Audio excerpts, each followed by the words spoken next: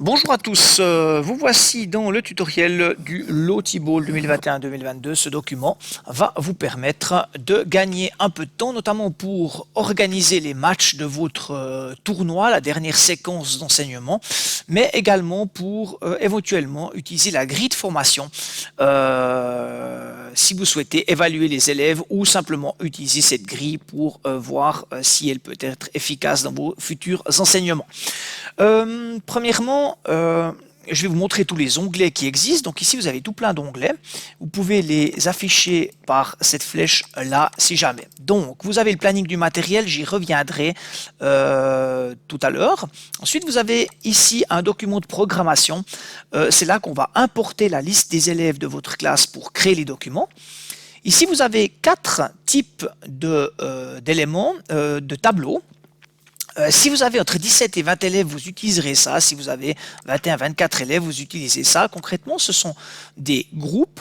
Et puis, dans chaque groupe, vous avez la liste des matchs à effectuer dans l'ordre pour que vous ayez aucun problème d'organisation et de manière à ce que chacun joue contre tous les adversaires de son groupe. Ici, c'est 4 groupes de 5. Ici, c'est 4 groupes de 4. Et là, vous avez 4 groupes de 6. Et là, 2 groupes de 6. Vous verrez, ça s'automatise directement. Ensuite, vous avez la grille de formation. Cette grille de formation, vous verrez qu'elle va vous permettre directement d'avoir la liste de vos élèves. Et vous y trouverez également un tableau à élimination directe si ça vous intéresse pour pouvoir inscrire. Tous ces documents sont évidemment imprimables. Si vous imprimez, vous les obtenez directement. Et puis, vous avez ici des groupes de 5 vides que vous pouvez utiliser normalement. Si vous les utilisez, vous pouvez évidemment les imprimer et ça s'imprime de manière assez agréable. Je m'excuse pour le jeu sportif tennis. Ici, évidemment que c'est pas tout à fait adéquat. Voilà. Ensuite, vous trouverez sur Pronote donc votre liste. Moi, j'ai pris ici mon groupe. Donc, vous allez dans Groupe ou bien dans Classe. Et puis, vous allez sur cet onglet-là. Et dans l'onglet-là, vous y trouverez donc, au bout d'un moment, la liste de vos élèves ici. Et ici, vous pouvez importer, copier la liste au format CSV. Vous la copiez et vous venez dans ce document. Vous venez dans le document de programmation liste élèves et vous pouvez, ici en dessous, n'utilisez s'il vous plaît pas les premières lignes qui sont jaunes, utilisez uniquement à partir de là et puis vous pouvez coller votre liste. Cette liste, elle vous donne les noms et l'idée ici c'est de mettre nom et prénom dans cette liste et pour ça, il vous faudra séparer les noms et prénoms de cette première cellule. Alors pour faire ça, c'est assez facile. Vous allez nos données et vous faites convertir. Vous cliquez sur suivant et puis vous cliquez ici sur espace. Vous cliquez sur suivant et puis vous pouvez terminer. Vous pouvez faire OK et on a séparé les noms et prénoms. Et maintenant, on a un tout petit problème évidemment, c'est que on a ici un double nom qui s'est partagé. Alors, vous avez un petit travail à faire, évidemment. Et puis, ici, on va laisser, et puis on va simplement mettre Eva. Voilà. Donc, en fait, j'ai tous mes élèves. Ici, je peux les copier.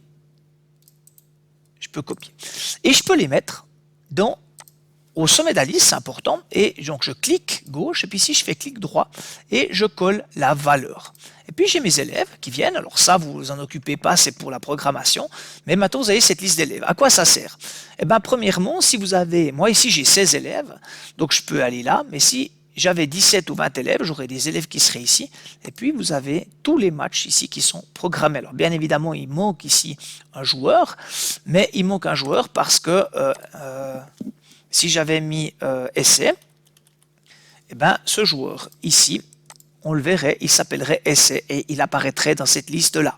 Donc ici, moi j'ai 13 à 16 élèves et j'ai tous mes élèves et je peux faire mes matchs directement. Pour la grille de formation, vous voyez qu'il y a directement les élèves qui sont inscrits. Vous n'avez plus qu'à l'imprimer et puis elle s'imprime directement. Voilà, je crois que je vous ai à peu près tout dit par rapport à ce document. Je reviens maintenant juste au matériel. Donc le matériel, il va être transmis à Savanier et au Genève-sur-Coffran ainsi qu'à Fontaine-Melon, qui l'ont d'ailleurs déjà au début. Et puis ensuite, vous avez donc ce matériel durant 4 semaines et le délégué de Savanier transmet le matériel à Dombresson et le responsable de Dombresson transmet à César qui me le remettra dans le temps imparti. À noter que vous pouvez tout à fait garder le matériel un petit peu plus longtemps et vous arranger durant les vacances pour vous passer le matériel, c'est pas du tout un problème. Donc on peut imaginer qu'il y ait du battement et puis que vous ayez le matériel un tout petit peu plus longtemps, mais ne dépassez pas, respectez s'il vous plaît le début que par exemple typiquement que César ait le matériel en semaine 37. Voilà. J'espère que tout est clair. Je vous souhaite une agréable séquence en espérant que vous aurez du plaisir avec vos élèves dans ce Lottie Ball. Bonne année à tous. Ciao, ciao.